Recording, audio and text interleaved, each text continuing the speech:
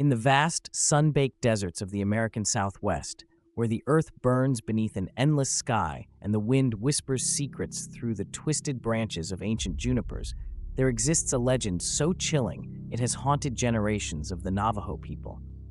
They call it the Skinwalker, a dark shadow that steals faces and assumes forms, an ancient presence born from forbidden rituals and broken trust.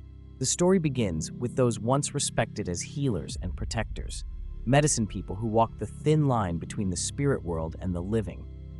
But some, driven by greed or despair, crossed that line into darkness, performing unspeakable acts to gain terrible powers. In secret ceremonies, they sacrificed family bonds, turning away from the light to embrace a cursed gift, the ability to transform into any creature they wished. Yet this is no ordinary shapeshifting. The Skinwalker's change is more than skin deep. It can mimic the voices of loved ones, call out in familiar tones that tug at your heart, and wear the faces of people you trust. But something always feels wrong. An unnatural movement, an unsettling gaze, a silence where there should be warmth. These beings are said to stalk the night, moving silently through the desert under the moonlight, slipping between forms like smoke through fingers. Some say they walk as wolves, others say crows, and still others whisper that a skinwalker can appear as a stranger on the road or even as someone who once loved you. The terror begins with a sound, a voice calling from outside your window, faint and desperate, sounding just like a family member or a dear friend. You strain to listen, heart pounding, because you know no one should be out here. The insects hush, the desert wind stills, the usual night calls fade into an eerie quiet. When you finally dare to look, you see it, a figure standing too still, its eyes glowing hollow and wide, a smile stretched far too wide across a face that seems almost familiar but not quite right. The animals around you fall silent, and the air grows cold despite the desert heat. The Skinwalker is patient. It waits for the moment you let your guard down, the moment you turn your back or close your eyes. It does not chase or roar. It whispers and watches, learning every detail of your life, your habits, your fears. It can imitate your voice, your laughter, even your footsteps. And those who encounter it often disappear without a trace, leaving only strange signs behind. Twisted animal bones arranged in cryptic patterns, footprints that lead nowhere, or an overwhelming sense of being watched even in the safety of their own home. If the Skinwalker chooses you, hiding is useless. It moves through shadows and glass, wearing your voice to lure those you love, slowly replacing the person you once were.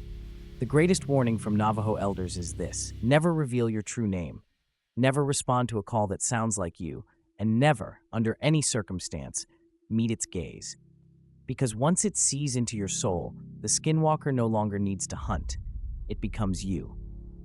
And in the silent deserts of the Southwest, where the night hides ancient secrets, the line between hunter and hunted fades into dust.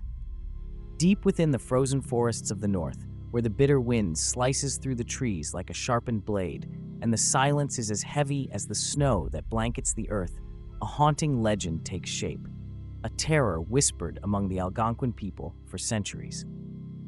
This is the story of the Wendigo, a being far more terrifying than a mere monster.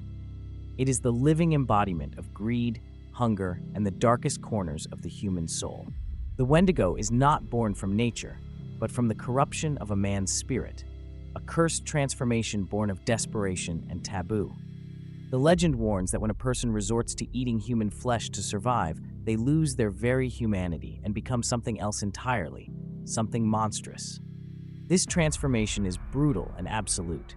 The Wendigo is described as towering like an ancient tree, its frame gaunt and skeletal, with skin stretched thin over its bones, as if barely holding itself together.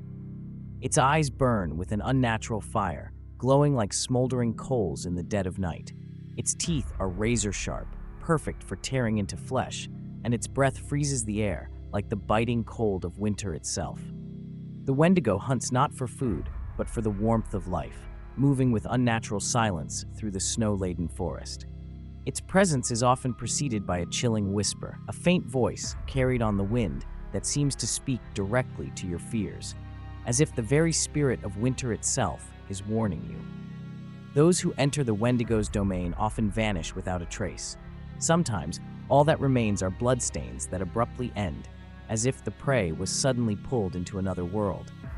Local tales tell of desperate scratching sounds at cabin windows in the dead of night, or the feeling of unseen eyes watching from the shadows. But the most terrifying truth is this: the Wendigo's hunger can never be satisfied.